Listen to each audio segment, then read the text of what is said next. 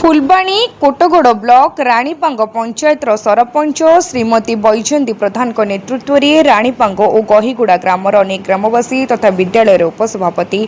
सुनीता उठामाझी गहीगुड़ा जंगल ward member lake प्रधान ward member गहीगुड़ा नयमी प्रधान पूर्व सभापति नय प्रधान नजेंग प्रधान प्रमुख सदल बली जिला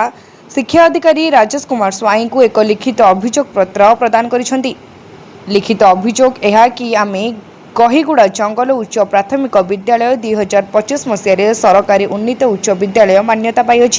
एहिठारे वर्तमान प्रथम श्रेणी अष्टम श्रेणी जाए 128 रु अधिक जन छात्र छात्री अध्ययन करुछंती। दुखर विषय यही कि पिलामानक पई श्रेणी गृह और अष्टम श्रेणी ठारू दशम श्रेणी पाठ पढ़ाइबा पई जणे हेले शिक्षक नाहांती।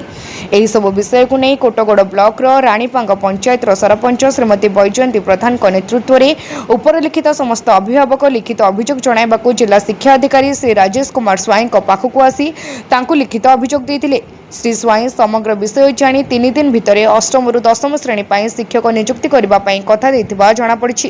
परे परे समस्त ए विषय को नहीं जिलापाल को समस्त साक्षात करथिले। जिलापाल समस्त विषय बुझी यथाशीघ्र शिक्षक नियुक्ति कराइबा पाई शिक्षा अधिकारी सहित कथबार्ता करी शिक्षक नियुक्ति करबाकू कथा देथिले। देखिबाकू बाकी रहिला शिक्षा अधिकारी और जिलापाल निज कथा रखी शिक्षक पठाउचंती ना ठकुचंती देखिबाकू बाकी रहिला। आज आम कन्धमाल जिला फुलबाणी सदर महकुमा शिक्षा अधिकारी कार्यालय पाखे अच्छी कारण फुलबाणी कन्धमाल जिलार कोटगोड़ ब्लॉक राणीपंगा गहीगुड़ा जंगल स्कूल किसी अभिभावक आसी शिक्षक अभियोग करते आम से पचारूँ शिक्षक असुविधा हेतु से आज शिक्षा दिन बुझुँच आसतु से अभिभावक मान किसी पचारि बुझा हाईस्कूल टीचर देना बहुत दिन होगा दरमास 5 वर्ष बोले एग्जाम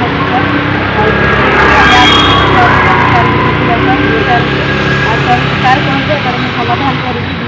आज कौन है कौन आसते शिक्षा देखा कर 2025 साल गोटे अपर प्राइमरी स्कूल को हाईस्कूल मान्यता दिगला आम पाने भी आवश्यक जॉइन कले जॉइन कलापर आज पर्यटन कौन टीचर कौटी आसना हाईस्कूल टीचर आसना से विषय में आम बारंबार प्रशासन आज जन्म कौन टीचर देना पिला जॉइन कर स्कूल जाकि भातिया खाई घर कर पढ़ापढ़ी कौन कराए कौन कह केत कलेक्टर भेटे जिलापाल हाँ भेटे कौन कह जिलापाल हाँ पठेगा टीचर पठेगा कहते आज कौन टीचर देखो गहीगुड़ा जो हाईस्कूल गोटे अपग्रेडेड हाईस्कूल से हाईस्कूल रिसेंटली अपग्रेडेड होती जेहतु अपग्रेडेड होती हायर अथॉरिटी तरफ इनफर्मेशन मगाई सेठिकार टीचिंग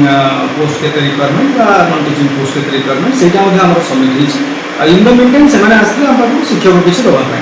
से प्रोसेसिंग रही अति कम गोटे पीसीएम टीचर बर्तमान सुधा ठीक होती पाखापाख स्कूल को आउ किसी टीचर ठीक हो गले 3 दिनिया डेवलपमेंट दीर्घ दिन समस्या कहले किए शुणुना ना ना से दीर्घ समस्या कहले कि शुणुना जब शुणुना ऑलरेडी कंधमाल फुलबाणी दारुण बेहेरा रिपोर्ट तीर्थक्षेत्र लाइव।